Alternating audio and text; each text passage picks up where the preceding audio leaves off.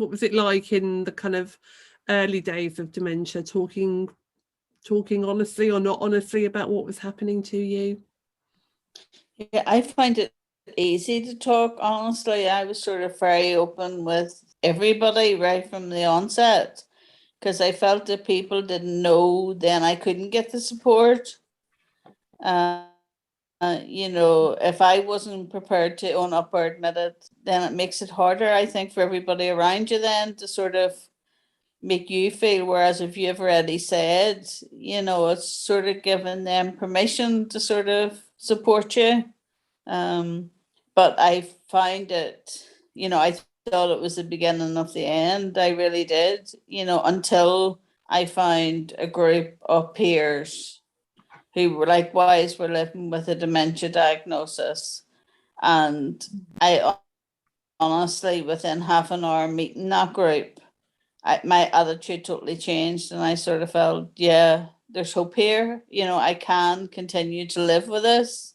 I may have days that I struggle more than others. I might have hours within days I struggle more, but with the peer support, I can get through this.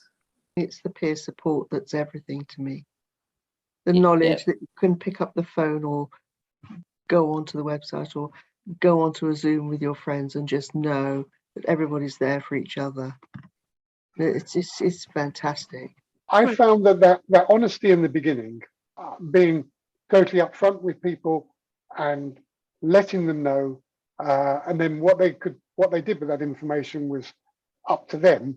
But generally, that honesty that I gave right back at the beginning, I still give that honesty now. I haven't stopped doing that because that way it gives other people the opportunity to react with you in a way, or to understand when you're doing something that's a bit slightly strange. Yeah, you have to be honest, and if you're honest with yourself, then you can be honest with other people, and hopefully you can get that honesty back from other people as well. I can't lie anymore. It's too difficult to remember what rubbish I've trotted out. So that's true. I've become quite truthful about things. I used to be wonderful at lying, and now I can't be doing with it. You could never have an affair then. Oh, do you know what? I don't really feel like it. Thanks for the offer. So I guess if people are feeling really private and scared about this, perhaps, is there anything we could say to get them out of that headspace? I would just encourage anybody to, the first thing to do is to meet up with other peers, and hopefully through meeting with others, that will give them the confidence to sort of speak out and to say. But you have to also respect people's wishes who don't want to do that and aren't ready to do that. But as I say, I was just telling them my experience from having done it and how well it worked. Society actually, on the whole, are very accepting of each other, and because there's all different types of styles of people in society, and they're generally very accepting, aren't they?